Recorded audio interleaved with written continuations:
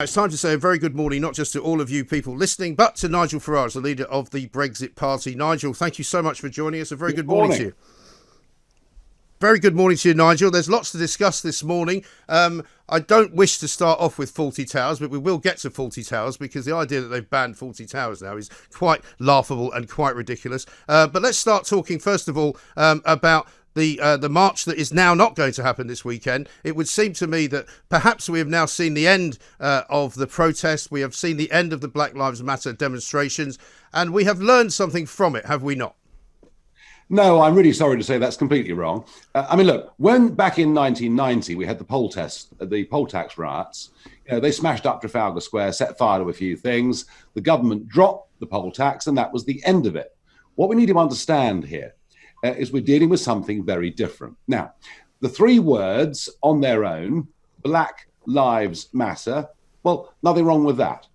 And if people say they want to make sure that throughout society there is equality of opportunity, and we have to deal with whatever unfairnesses there are, that's fine. But here's the problem. Black Lives Matter as an organization is a Marxist, anarchistic organization that seeks to defund the police, to overthrow our capitalist system, to put in place reparations for slavery, for things that happened centuries ago. They're not going to go away just because a few statues have been brought down. They will continue, if they're allowed to, and if public support stays with them, they will continue until they have fundamentally changed society. And I really think this is now about a lot more than George Floyd and the appalling manner of his death. This is now an all-out attack on our nation, its symbols, our heritage. It's an attempt to completely make all of us feel ashamed of who we are and of what we are. So if you think just because tomorrow's march has been called off that it's over, I'm very sorry, but I think you're wrong. Okay, well, you can say that, Nigel, but what I mean by what I said about we have learned something from it, we have learned some good things, i.e. Those people who didn't know about our history perhaps have now learned something about our history. You can take a view on our history, but we've been talking about it, which I think is no bad thing. I'm not one of those people who thinks that we should hide things under the carpet. I'm not one of those things that thinks you should put things away in a cupboard. But what I mean is that we're having this conversation now, and what you've said as well is something we've also learned. Yes, we have learned that the means of what it is that the Black Lives Matter organisation wants to do is to tear down the way that we live, is to tear down the government that we have, and is to become a sort of anarchistic society. But a bit like Extinction Rebellion, I think it's a fad, and I think people who are involved in it on the outskirts of it, who have got caught up in it, many of the sort of white middle class kids who have been marching in the streets of London, will now say to themselves, well, actually, now that we know what it's all about, yes, of course we want equal rights for people of all colours, but what we don't want is radical, mad, crazy demonstrations which turn violent. No, look, I think much of this actually could have been dealt with if mainstream media had done their job. But they haven't. I was on, earlier this week, I was on Good Morning Britain with Piers Morgan and Susanna Reid. And we were talking about Black Lives Matter, and I made the distinction, as I've just made to you, between the three words and what they could represent and the organisation. And what I said live on air, that the main aim of Black Lives Matter was to defund the police, indeed to abolish the police. I was screamed at as if I was some kind of liar. And maybe one of the reasons that so many of those young, middle-class, university-educated kids have gone on those demos is because they were not being told the truth by anybody about what this organization represented. And so I think some very interesting things are going on here. Number one, Middle England is absolutely furious. Firstly, at government, the Church of England, nobody daring to stand up and give any kind of moral leadership whatsoever. And secondly, and make no mistake about this, confidence and public trust in mainstream media is now falling to a level that would have been unimaginable even 2 years ago. Yes, I think that's absolutely right. But isn't it interesting, though, Nigel, that we see things now in such black and white terms? Because, as you quite rightly say, there's nothing that you have said to me this morning which is untrue, right? Everything that you have said is defensible, and I would support you in that. You have said quite clearly that, of course, we should have respect, and we should have an opinion in which we want all lives to matter, and particularly if Black Lives Matter is to be something we talk about, that's fine. But it's equally right to say that they are a hideously kind of anarchistic organisation, and the people at the top of it would like to see some very bad things happening to this country. And it's also right to say that most right-thinking people in this country do not believe in their cause in terms of breaking down the entire democratic process, right? And so why is it that people have to say, on the one hand, I support Black Lives Matters, but I can't say, but I don't support what it is that they want to do with our political system? Well, I mean, this has become the sort of hysteria, hasn't it? And, yeah. And I mentioned the church already. I mean, the Archbishop of Canterbury virtually seems to support the organisation. I mean, no surprise with him, I guess. Government, we get Matt Hancock and Boris Johnson parroting Black Lives Matter as if to say, look, aren't we wonderful people? We're supporting these causes. Well, Boris, why not tell us that that you're proud of the fact that already the UK is one of the fairest and most tolerant countries in the world for people to live in. But, if we can make it better, we will. But why not tell us, Boris, we will not allow the mob to take over this country?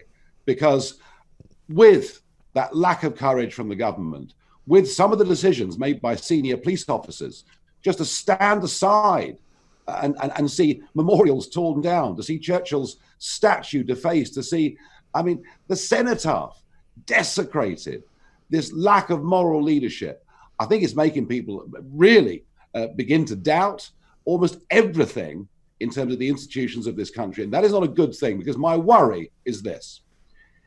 If people see that there is not a resolute fight back against the mob, my fear is that some may start taking this into their own hands. There is a vacuum at the top of this country at the moment, and it needs to be filled PDQ. Well, this is why I was rather encouraged to see the front page of the Times today, Nigel, in which they have at least now developed something of a backbone in the Home Office, where they say violent protesters will be jailed within 24 hours, because we absolutely need to stamp this out, because as I've said all week to anybody who's listening to this radio show, basically they might come for you. They might turn up at Nigel Farage's house one day and decide that you're a bit of a racist and they don't like your attitudes politically, and they're going to burn your house to the ground. And there is nothing to suggest that that would not happen if the police and the government do not step in now. Yeah, that's right. I mean, the mob have been completely out of control. I tell you what's very interesting though about this. I mean, let's look at what happened in Bristol. Okay, the Edward Colston statue, and there've been debates in Bristol going on for a long time about the Colston legacy, because so many public buildings in that city were named after him. And, I mean, let's be honest. Bristol was built on the slave trade. I mean, that is the honest truth of Bristol's history. There's nothing you can say or do that will ever change that. But what is really interesting is there are so many people in the media, in the public space, saying that what happened in Bristol last Sunday was somehow acceptable. In fact, some think it was noble because, he was a slave trader. Therefore, that behavior was acceptable. When YouGov asked 4,300 people, did they think the manner that the statue was removed was acceptable, only 13% supported it. So you see, this gap that is there, the gap that is there between Parliament and the people, between mainstream media and the people, I don't think it's ever been wider. And I thought it was very interesting yesterday to see down in Poole, next to the Robert Baden-Powell statue, there were some local residents there, and there was a woman holding a placard that said British history matters. And this really, I think, particularly to some of the younger people that you were talking about earlier, we've got to impress upon them there are aspects of our history that you may not like, but you cannot judge the world 300 years ago by the values of today. What you can do is to teach history correctly. And on slavery, we should be telling young people, yeah, sure, we had a slave trade. Everybody had a slave trade. The Romans had a slave trade. Everybody had a slave trade. But we were the one country through the campaign led by William Wilberforce to not just abolish the slave trade, not just abolish the owning of slaves in this country and around the colonies, but we actually used the Royal Navy to stamp it out across much of the rest of the world. So we need to start teaching history properly. And maybe the real example to us here is Nelson Mandela. Because remember that when Mandela was released from prison, when Mandela took over in charge of South Africa, he faced the historical legacy of Cecil Rhodes. Rhodes, a giant historical figure. I mean, a man with a country named after him, Rhodesia. And what did Mandela do? Did he say we must abolish Rhodes? We must get rid of this white imperialist. We remove him, maybe even burn a few history books about him. No, what Mandela did was to set up the Mandela Rhodes Foundation as a means of learning from the past to get a better future. And I think that these are the positive arguments we've got to start making to our youth, because, it's all well and good getting rid of the Colston statue, but you dig into the Royal African Company and you find out that Charles II founded it. So should we get rid of all references to Charles II? Indeed, James II was a patron of it. Locke, the famous political philosopher, was an investor in it. And Samuel Pepys, somebody whose diaries of the 17th century are taught in schools all over this country, was a big investor and did very well out of the Royal African Company. And that's the problem.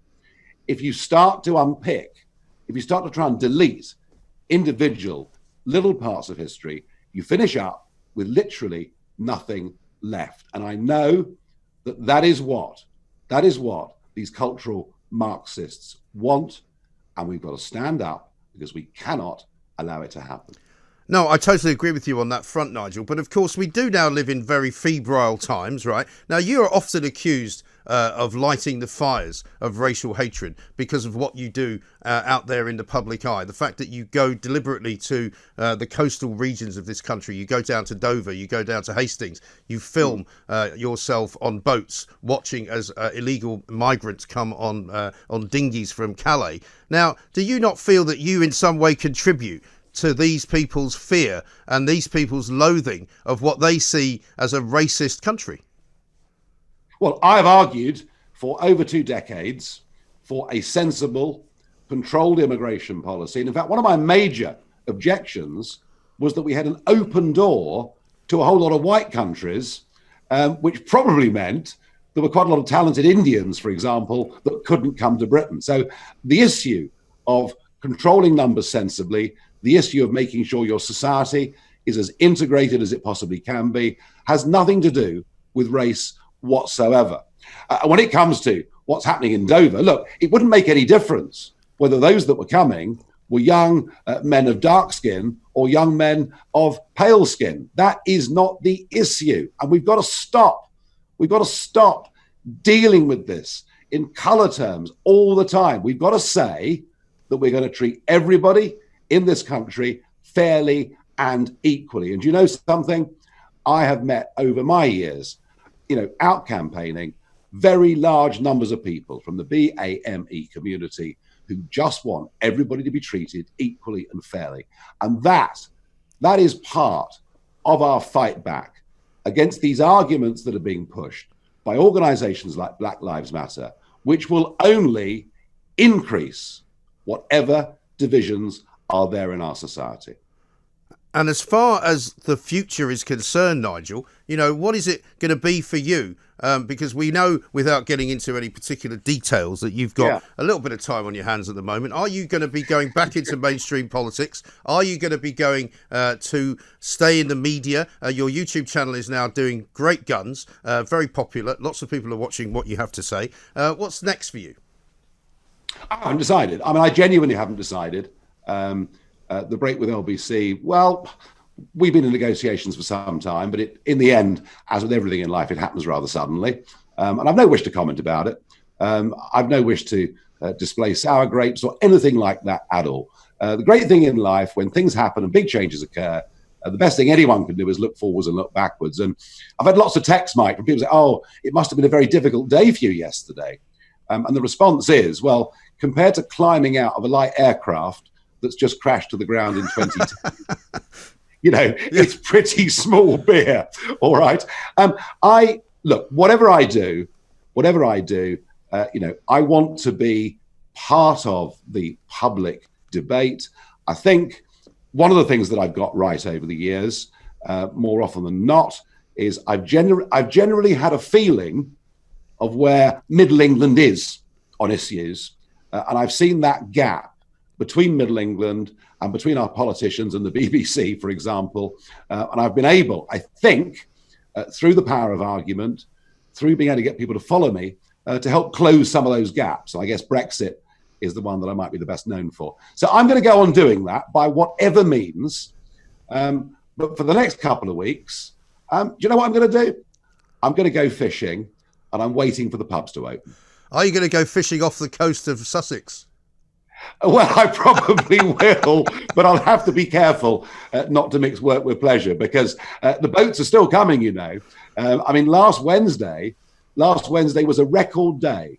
166 illegal migrants were brought into Dover, and who knows what other boats may have landed on shingle beaches in Kent or East Sussex during the course of the night, and those people just disappeared. 166 in one day. They were coming in yesterday. They were coming in the day before. And of course, they all get whisked off and put in 4-star hotels. And I think we need to have a proper debate about this. This government was elected with a stonking majority to deliver on Brexit. And part of Brexit was controlling our borders. And what is happening in Dover most days of the week is we're being made a laughing stock. So I'm not going to let that go. But no, I'm going to take a little bit of time out. I think that's a sensible thing to do when a big change in life has happened. And hey, you know what?